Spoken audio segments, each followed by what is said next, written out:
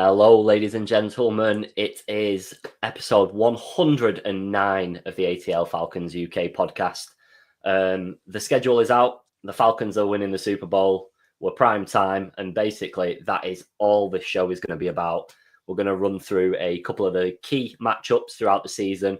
And then the boys and I are going to drop our wins and losses, although very, very early. So subject to change closer to the season. I will caveat it with that because there's no way that what I say now can be held or used against me in court in 3 months' time closer to the season. Boys, how are you feeling about the schedule? Berlin, starting game. There's a lot going on. Are we hopeful? I think we are. I think looking at a huge percentage of the opponents that we have, I think there are a couple that are candidates for regression on their part. I think that we have to assume at this point that the defense this year is going to be better.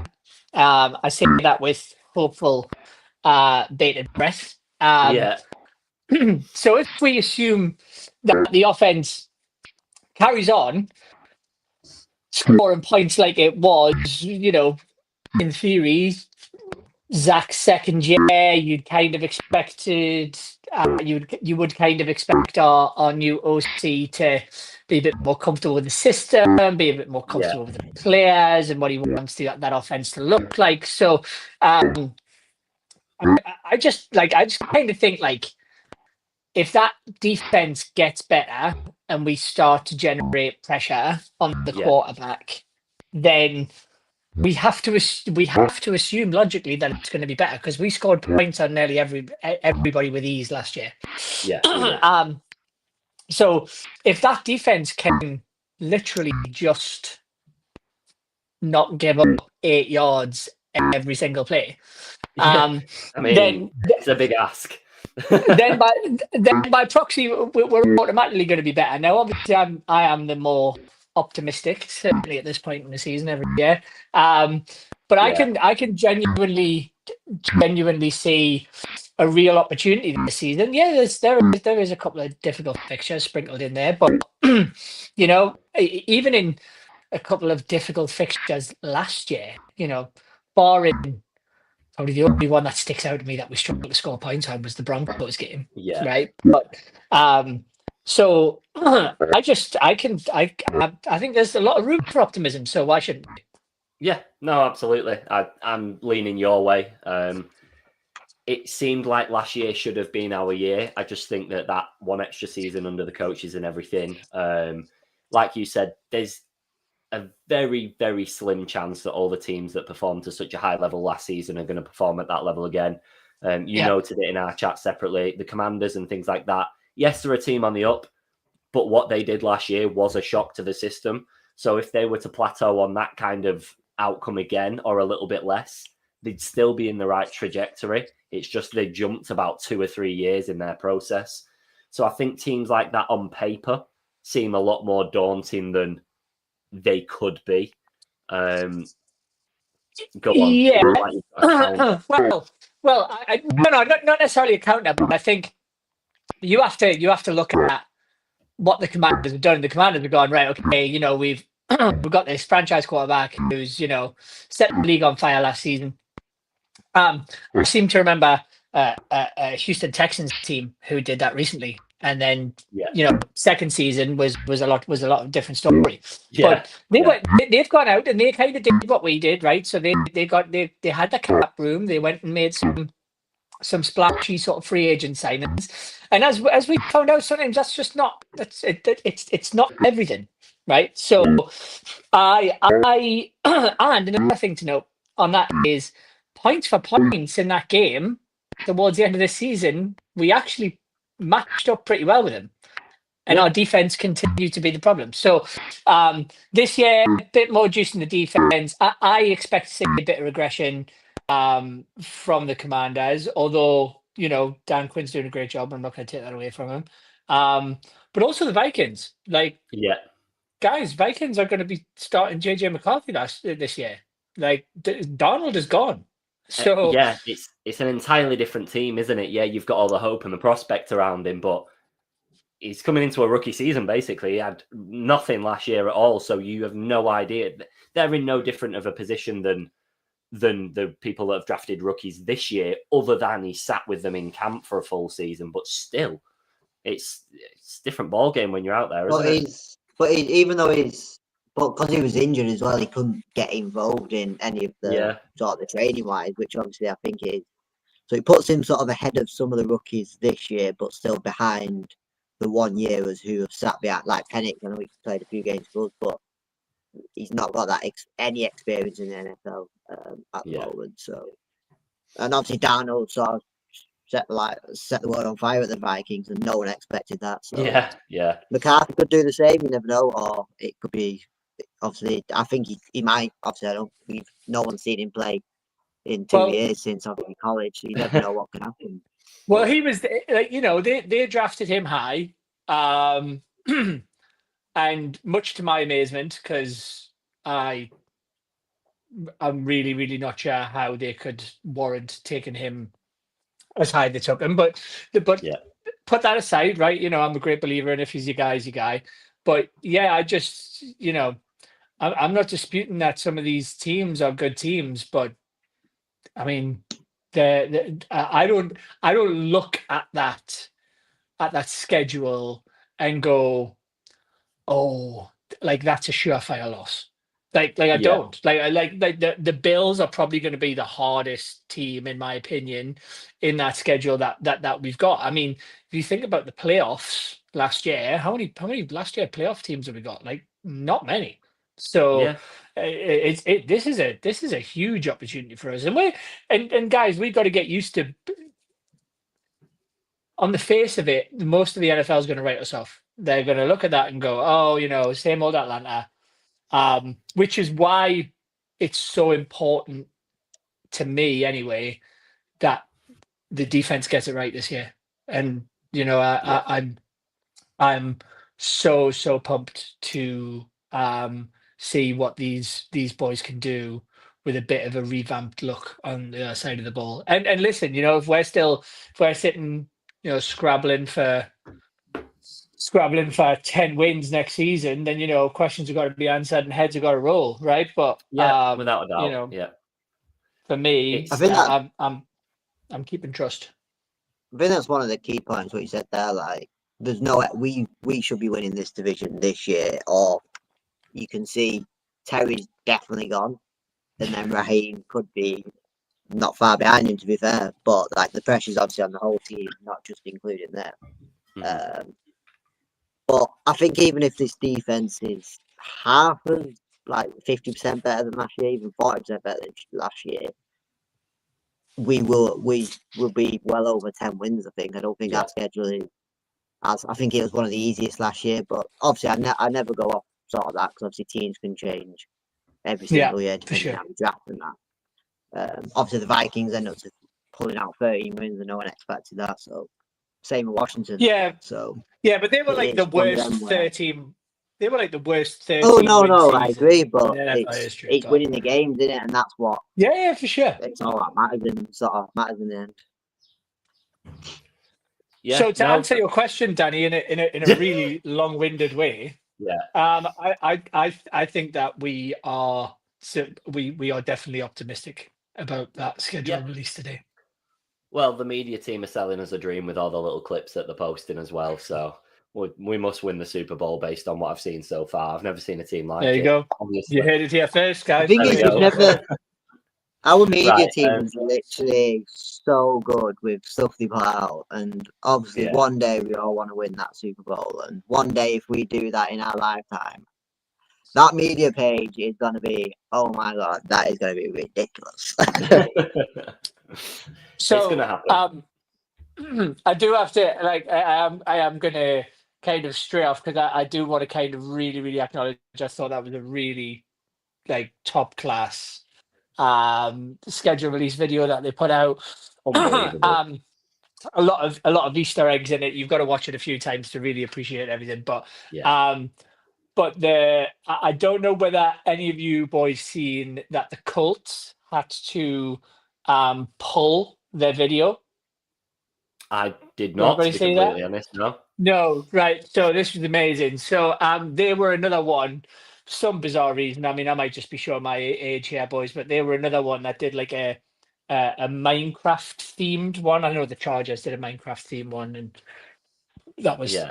awful. But then again, I don't know what Minecraft's not my bag. But Yeah.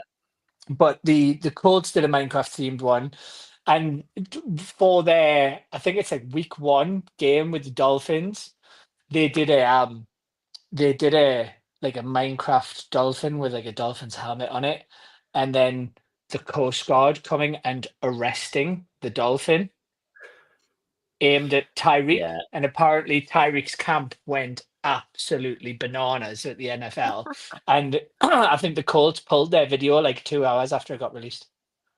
Weirdly, I just went on socials, and the first post is Tyreek Hill posted this video about the Colts, and it's a video of him him basically slamming a laptop down.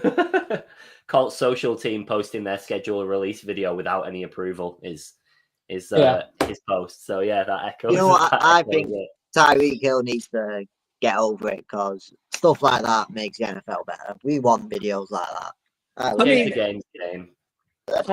there was a lot of banter in a lot of them, and I do appreciate that. But I think, if it wasn't in Minecraft format, maybe I could have gone. Yeah, maybe I could have gone. Yeah, guys, that was a bit harsh. Or if it was in like Minecraft format, but it was like a Minecraft version of Tyreek Hill, then again, I maybe could have had some truck with it. But the fact that it was just a dolphin with a Hill jersey on, like, I don't know, there's something about me that, like Carl said, right? Like, just get over yourself, dude. It's not that deep, is it? Wouldn't even mind. Like, it refers to a time when he got arrested and then still played that same day. So it's like. In the comments, we've got reference to ours, of course. The free air sign for the Pats game. Just loads of little. We already know what my favorite one was, though. Do I know what your favorite one was?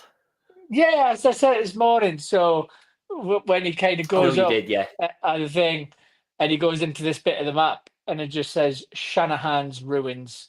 And I thought, oh my, and like that's cold, boys. That's more brutal. Yeah. And don't get me wrong, I'll never forgive that man. I don't like him. He's got a very, very punchable face.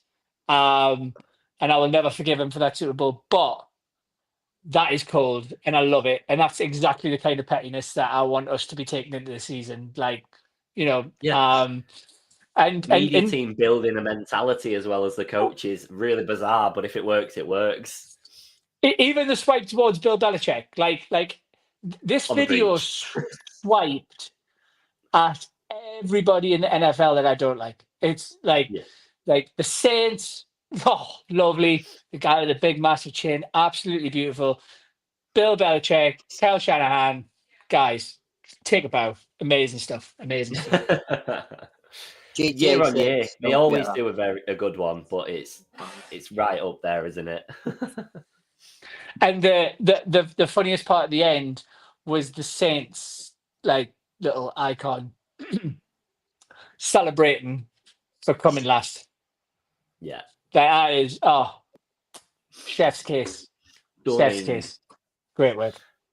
Right, let's touch on a few of the games. We won't go through it game by game properly, but just the key ones that kind of come at key points in the season or anything a little bit spicy. So we start the season with the Bucks, which I think is massive based on the fact that on paper it should be us two contending for the NFC South. How are we feeling about that? It's a bit of a bizarre one because we always say meeting teams early on in the season is generally better because not everything's put together yet. But with it being a divisional rival, it adds a little bit of pressure, I think. because you don't want to start off on the back foot. Yes, I think for us, I actually couldn't think of a better game because Okay. division for me is key, right? Divisional Yeah. wins are key, right? And Yeah. we said this a couple of times last season, like, we let divisional games slip that we shouldn't have.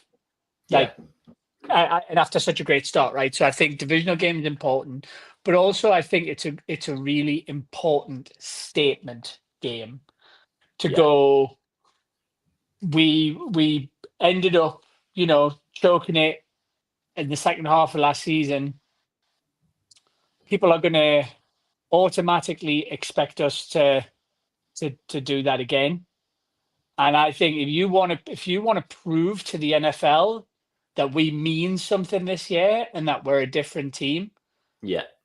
And I kind of almost feel like because of the Baker story and the Tom Brady Super Bowl, like the Bucks are like almost like, like, I don't mind the Bucks, they're all right, like Yeah, whatever. like But darlings. Like everybody's darling. yeah, a little bit, like yeah. And I just think like that's the perfect opportunity, smash mouth, let's show the NFL why we're back in prime time for the first time in God knows how long. Yeah. And I just want to see, like and truth be told, like if I see a defense performing better, then actually I'm not even too worried about that result. I'm Because more. it's so early that it's not going to define the season. You can survive going 0-1, I think, with the games that come after that. I think that is a game to send a message. And if we go into that game and roll over, then that is severely worrying. But I actually think it's the perfect game to show what this team is about this season. Yeah, without a doubt. Cal, looking at the first 5, 6 games, it's a tough run on paper. Do you think we've got the facilities for it? So you're looking at Bucks, Vikings, Panthers, Commanders, Bills. It's not the prettiest thing I've ever seen in my life. How are you feeling about that first run? I don't think. I think it's quite good. I think it's quite good to have that. But I know we've obviously watched those 6, 7 seasons. I don't think we've had a bye week before like week 8 or 9. No. To be fair, so it's quite an unusual. Obviously, I don't know how the bye weeks sort of work. I think they sort of can pick them, or they can sort of give the thought of if you want an early one or a later one. So I don't actually mind it being that early, especially with the first 4 games. I think they're all very winnable. Like what Mark said, Bills is probably going to be our hardest game throughout the whole of the season. So if you was going into the bye week 3-1, and then you've got 2 weeks to be prepared for one of the biggest games of the season, you'd say, going into the Bills. Yeah. I think that could be quite a positive. I think they're all winnable. I think even the Bills is winnable, especially at home compared to being away last time in the middle of winter. When Matt Ryan got pulled for that touchdown, which was still ridiculous, and it's a ridiculous rule, but won't get too much into that one. But I think it's quite a good start. The teams were playing straight away. They're all like booked straight away. You got 2 divisional games in the first 4 games of it. Both winnable, but also sets a statement, like what Mark was saying, setting a statement, and that even if you went 3-1 and you lost against Washington, you think that's a good start. Or you go, and more importantly, you go 2-0 in the division. Look at our record last year in the division was very good, to be fair. But it's then them games outside where we was pretty damn awful. Let's be honest. That's what killed our season. I don't think it was divisional games in the end. If you go in the divisional games and win 4 out of the 6, that's pretty good going for me. Even I know our division is easier than others, but it's 4 out of 6 games. It's not bad going straight away. You're gonna win that side of it. So hopefully we need to start picking up the wins outside of the division, especially on the AFC side. Because I think our record against the AFC in the last few years is abysmal. I know we've not been great, but we don't seem to pick many, if any, wins up. No. I think the and the one thing I'll say is I don't mind the early bye week, and even if those first five, first four games are tougher than maybe that we're making them out to be. Yeah. You have still got time to turn it round. I think the one worry that I have is that is then pretty much 10 straight weeks of football. So, we know that our starters are capable of really good things. When you do 10 straight weeks, for me, I just think the risk of injury is then greater. So, and obviously injuries happen in football and it's next man up and all that sort of stuff. But, for me, if we can, if we are taking this season seriously, then fitness and all of that stuff has just got to be top of the agenda because, it would just be our luck to build up a 10-3 lead, 10-3 lead or something like that. Yeah. And then have the walking wounded for the last four games. And then again, suddenly we're back in a battle with the Bucks to get in the playoffs. So I think, I think for me, I don't think it's a bad thing, but it just heightens the risk of injury for me, and it makes me nervous. But I mean, guys, injuries are part of football, and they'll never get rid of that. They are indeed. Yeah. I think it'd be quite good to see back, say, the last 4 or 5 years, who's actually had that bye week on number 5. I think that's the earliest, isn't it? I think 5's the earliest. It'd be good to see if any teams actually made it into your team. What the trends are based on what that. the trend is of like how many teams are making it into the playoffs if you are got the earliest bye week.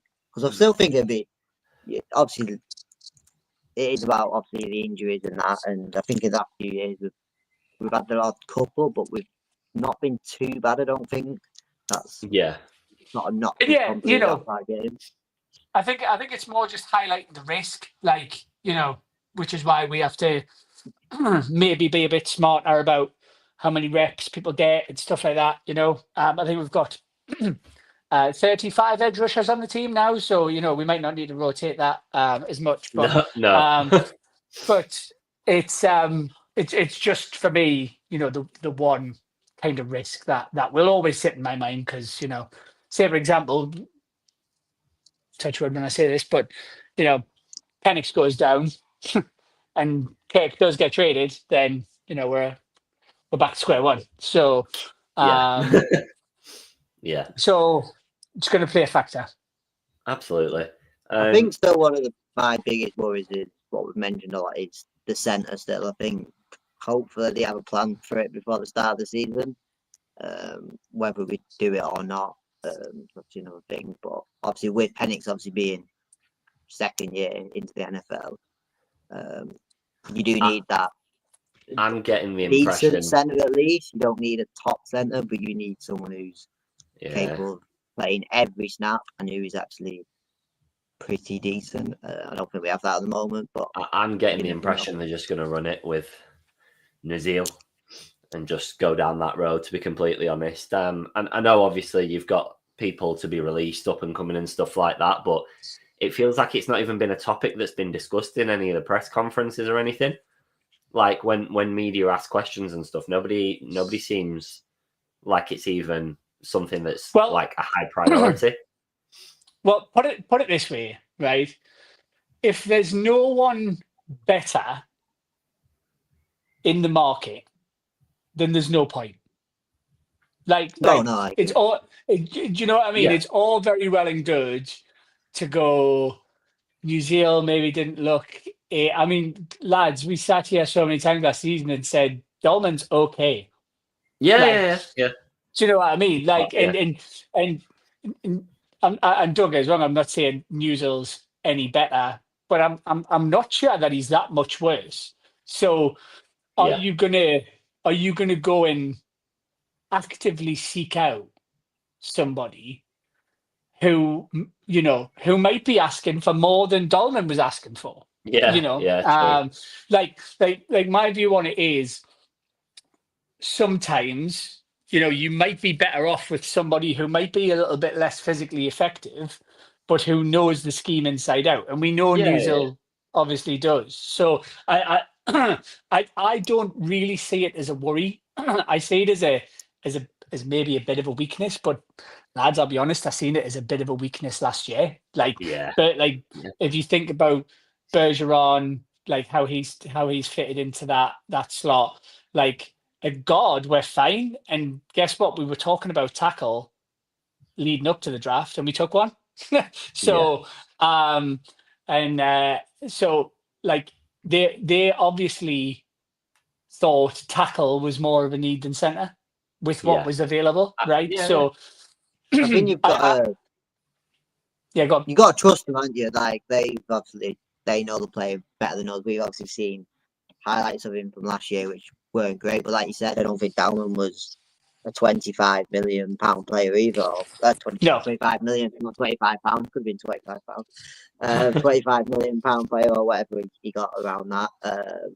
But you've got to trust them. Like if they thought it was such a big priority, like you said, they would have gone in even the fourth round and said we need someone, or fifth round or yeah, for whatever, sure. instead of waiting last round to get Yeah. even a tackle. So you've just got to trust them. Like I think our offense overall is very good. If we put up the numbers like we did last year, or even better, which I can see happening this year, I appear to have lost Cal on my it's screen. just all on our defense, isn't it? Yeah.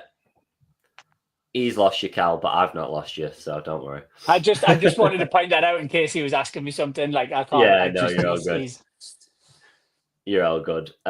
Right, so I'll skip ahead quite a bit. The Falcons are going to Berlin. How are we feeling? What's the consensus? Is on paper for me, it's a good game. The Colts are dog water. They are arse. They'll be better this year, I think, but that's probably not a hard feat to achieve. So for me, it's not a bad game in terms of from a fan's perspective for Germany to get. You don't want to go to a game where you know you're going to get leathered all over the field. So how are we feeling about it? Win, loss, travel, yes, no? What's going on? Like you say, I think it's one of them games where I still haven't got Carl back, so can am I okay to I go have no first idea on what's this? going about that. One sec, No, let me try this. no, sorry, he's back. Oh, good time. I was just going to boot him from the show. No, at all, not at all. I love the fact that we're going to Germany. I think it's obviously. I think we kind of sensed it might have been coming because obviously they've got the partnership Yeah. over there. And I tend to only go to one game a year, and it's a rare weekend off for me. So we are planning on going over. Obviously, if I mean I say even if we get tickets, even if we don't, I'll probably still go. But it's exciting, right? And it's exciting to be going to somewhere new, to a country that loves the game. And obviously we know the Falcons fan base is relatively strong out there, which makes a bit of a difference to over here. And we've got a very beatable opponent. So I to your point, Danny, I think the Colts will be better this season. I think it completely depends on whether Anthony Richardson wants to, whether he starts to show some real progression. And whether he can stay healthy. So if he can, and he does, then it will be a good game. I still don't think that Colts defense is good enough to stop our offense. So no.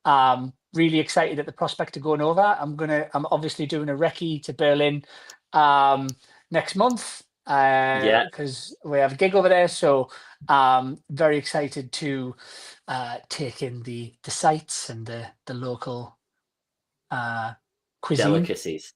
liquid cuisine Yeah, that Germany has to offer. So yeah, happy days, and it'll be great to get out there and meet hopefully some English fans, but obviously meet some German fans too. So yeah, great, absolutely. great times ahead. Yeah, Big without a thanks to doubt. Carl, our travel agent. He is indeed. Sorted us right out. Cal, how are you feeling? I know you live for these types of away days, whether it's footy, cricket, or whatever. So it's in your blood, this stuff. Yeah, I think it'd be quite Yeah. exciting. Hopefully, the first time I went to the stadium, I watched her for Berlin and we won. The second time, England lost in the final. So hopefully we can get back to winning ways at the Berlin, the Olympic Stadium. But like you said, I think it's one of them games. It's obviously definitely winnable. It's probably better that it's not one of the top teams we're playing. Yeah. Gives you a bit more like it wouldn't make any difference to the whole overall trip. I think the trip would be class with a couple of nights we go, but you always want to come back with a win. Yeah. It definitely helps sort of the mood after the game, especially in the next few days. But looking forward to it. Hopefully we get tickets. I'm sure we'll sort some out, and then it'll be a good trip. And hopefully is it the 11th, 10th or 11th week? I think the 10th week. So if we're going into that about 9-1, I think I'll be pretty happy. That's the Jesus. spirit, Cal. That's the There we spirit. go. He's a changed man this year. That's crazy stuff. I love it. Bonkers. We don't want, but to be fair, we don't want the Atlanta Falcons Germany guys like taking the credit or anything for that. Like we called it, we're calling it now in the middle of May. Right now. we'll keep receipts on that one. Clip that.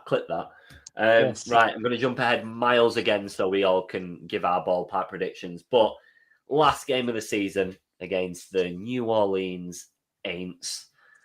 Not a bad final matchup, that, is it? I mean, obviously it's very season dependent, but how do we feel about that? Do you think that there's any possibility that that game actually has an influence on the season? Because from my standpoint right now, I think we're through and gone by then. I would agree. I think that, depending on how well it goes, the one thing that we always have to be mindful of is that it depends how far the Bucks are behind us, right? So, and as much as I would absolutely hate to be going into a game against the Saints when something like that is on the line, they're a mess. They're a mess anyway, but in a much different way, which I won't go into. But we are. They have no quarterback. They have very, very limited amount of what I would class as superstar players. Alvin Kamara will probably be worked into the ground by about week 6. So he can't have long left, that man. Mate, honestly, you just go, this is just really bad for my health. Yeah, I'm struggling now. And Chris Olave will probably have his 16th concussion of the year. So, for me, I see it as hopefully, a game where you don't even play your starters. Genuinely. But obviously, I don't want to get too ahead of myself or sound too cocky. But genuinely, I wouldn't have thought that game would mean much come week 17. Yeah. Just going to jump to the comments one sec before I come to you, Cal. Yes, Kamara was dealing with injuries last year. The reason for that is because he plays 100 plays a game, and they throw him into brick walls, and that is basically... You might have to relate anything that Danny's saying to me. Oh, no. Mark's lost me, but I've got Mark. It's fine. I won't go to Mark anyway, Cal. But yeah, Kamara is dealing with injuries, and that's because they use him like a battering ram 1,000 times a game. Silly stuff. Cal, how are you feeling about Saints' last game of the season? Obviously, it'd be quite an exciting one. Hopefully, like we say, hopefully we're done and dusted by then. We're in the playoffs, won the division. Yeah. And it's a meaningful game apart from the rivalry side, but Yeah. it'd be always good to batter them in the last game of the season as well. So I won't be complaining if we absolutely smash them to bits. Even if we started our second team, I think we end up, you could probably still give them a game with our second strings. Yeah. But hopefully, hopefully we all hope it's just one of them games where if we lose, win, draw, whatever, does not matter. Apart from obviously, you never want to get beat by your main rival. We just want that. We put up with misery for so many years. It'd be just good to go into. It'd be good to. I know, like even when we have losing seasons, and then the last 4 games are like pointless anyway. But you still, as fans, especially if in UK fans, we always want to win no matter what. I don't care about the draft pick at times. No. If you end But up we winning, ain't got you get one. a better draft. Yeah. Good Irrelevant winning. price, it don't really matter. But like I think we're both. But I think it's just to go into a game where it's against your rivals, and even if you lost, you'd be like, well, we've made the playoff, and you've ruined your draft pick, so it wouldn't be could be a Agreed. win-win day, really. Yeah. Right. Before we call it a show, nice and short and sweet one today. I was going to do every single game, but what I think I'll do, I'll ask for your win and loss predictions and then where you think the losses fall.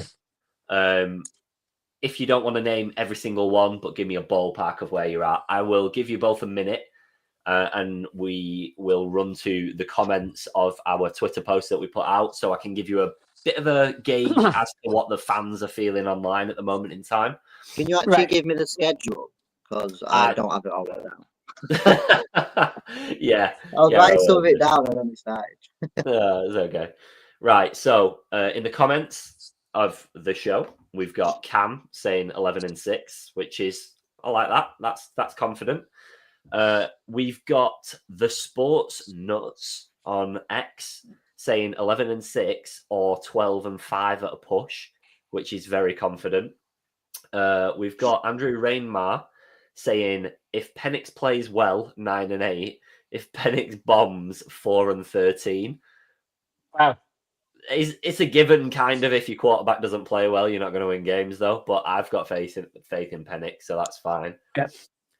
We've got Dave Nee saying 12-5 season as well. We've got someone baiting us out because his name's Joey Pettiass, and he's 5-8. But I'm not sure he's a Falcons fan, if I'm honest. No. And then JB, friend of the show.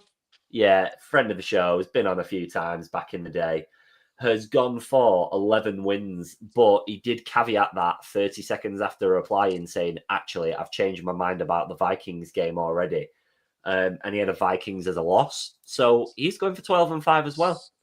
So there's a very confident feel overall online at the minute. I'm going to jump ahead and say that I'm running at a 11-6, I think. Okay. So I've got a caveated response to this. Okay. So if Ulbrich produces a top 10 defense, then I'm going for 14-3. Jesus. If he produces a top 10 defense. Yeah. If he produces a top 11 to 20 defense. Yeah. Then 11-6. Okay. Both of those are very respectable. I'd take either. So, really simple. Totally depends on how well the defense does. Yeah. I trust the offense to win us games. We need the defense to keep us in it. Yeah. And like I say, even if we have the 19th defense out of 32, yeah, I still think that's enough. Yeah. Yeah. Right, okay, that's not too shabby. 1 sec, I'm going to jump back to the comments.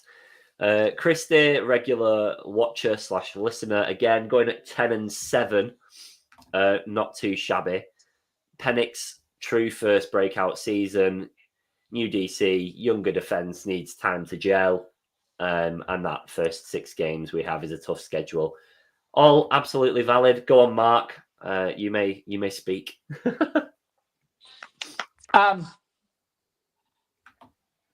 We've just drafted some young defensive players. Needs time to gel. Does it?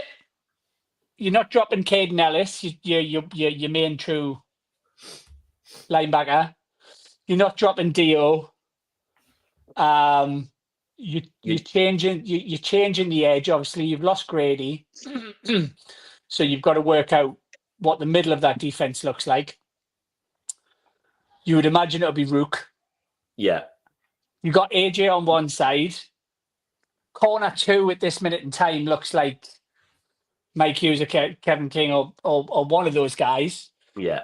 So is it what's your like? It's not as if that defense you still got Jesse Bates. There is a lot more experience on that defense that I think is being catered for there. So I would just challenge back and go, is it going to be, is that better than last year?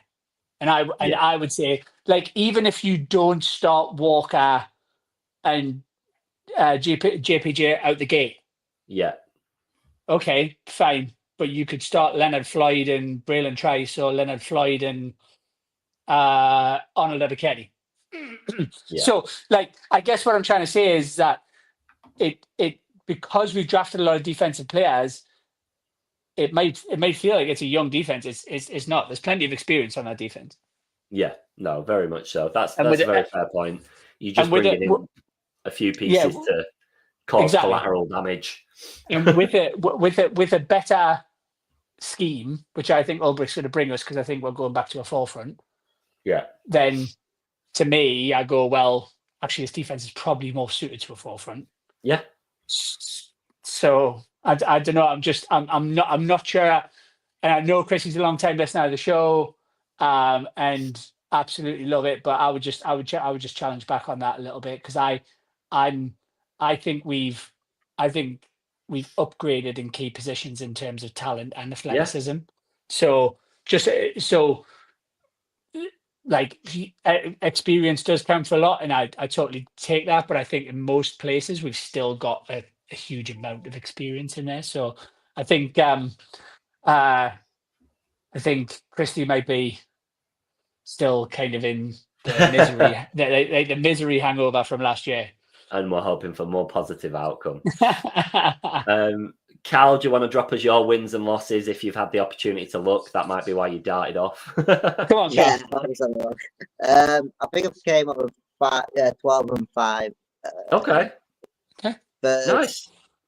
It's very positive for you. It is, isn't it? That's more positive than I am at this stage. I'll reset a little bit. It was like 11. There was like one game that could either go away, but I think for the first 5 games we got like 3 wins, 2 losses, and I've actually put the Panthers as a loss. And it's not because I don't think we should beat them. It's because I think we lose at least once against them every single year, no matter how good or bad we are. And I feel like even if it was 3-1 after 3-1 after the first 4 games we lost against the Panthers, would I care? Probably not. I think most Falcons fans would still take that. There's definitely obviously a few tricky games. Can we win 5 in a row after the Dolphins? I put the Dolphins as a loss, but then we win 5 in a row. And then obviously a couple of losses, and then we win the last 2. Yeah. So it's got to be 1 or 2 in between, but I still think with this division, you win 10 games, you win the division.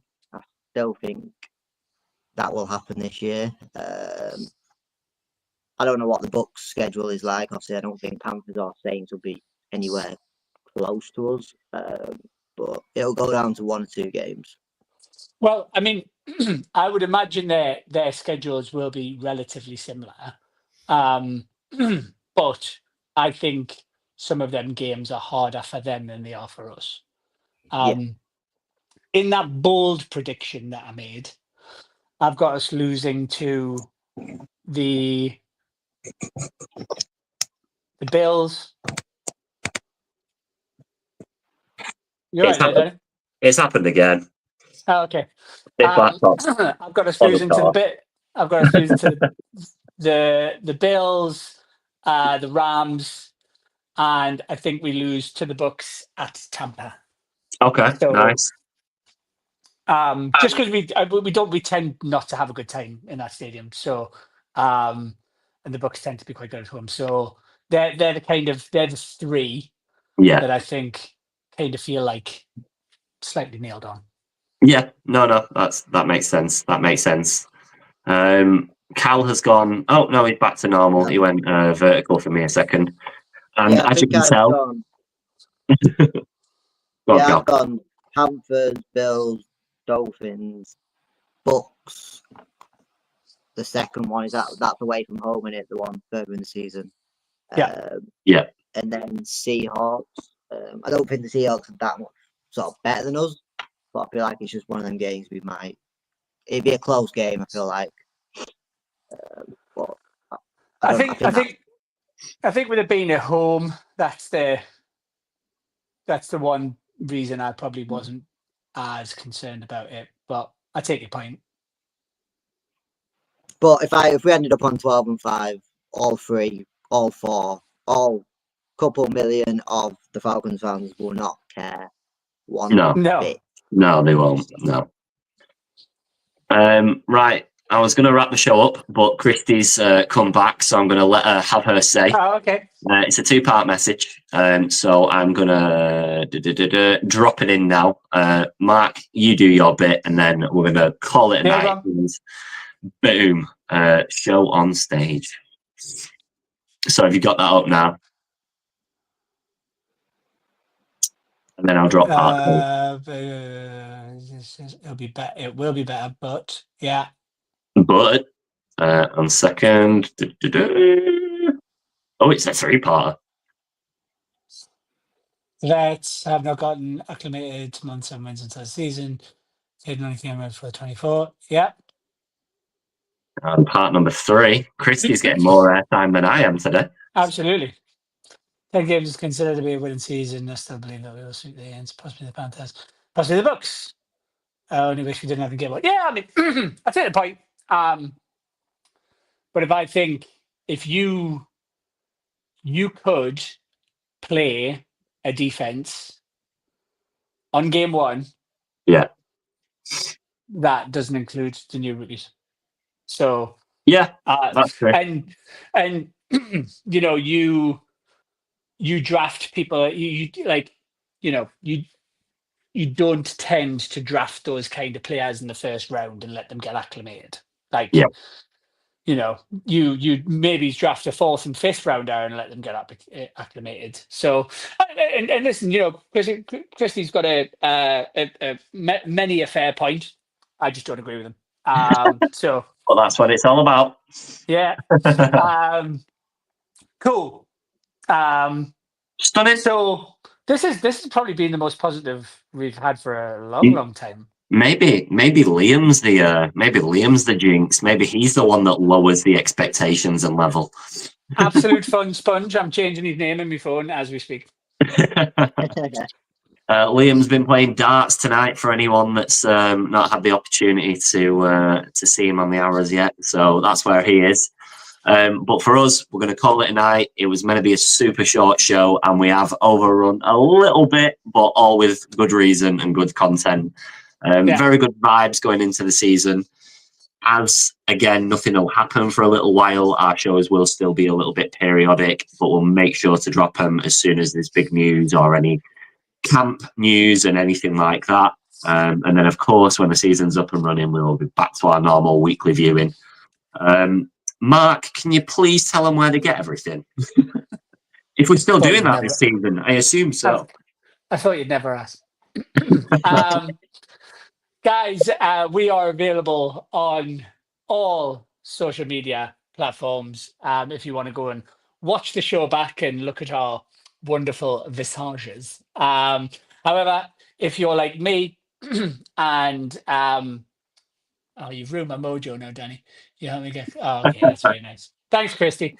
If you're like me and you like listening to podcasts in the car, then our podcast is available on all podcasting platforms: Spotify, Apple Podcasts, or wherever you get your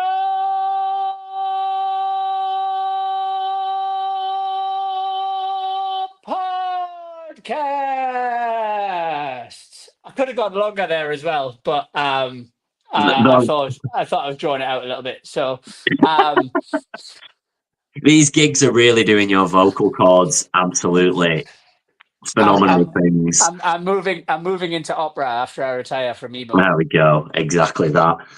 Again, thank you everyone for watching. We will be back soon. Again, watch it back everywhere. Click subscribe. We're almost at 500, which is stunning for a little UK-based American football account that talk about a team that barely anyone supports. It really is amazing. So we appreciate it. And we will catch you all next time.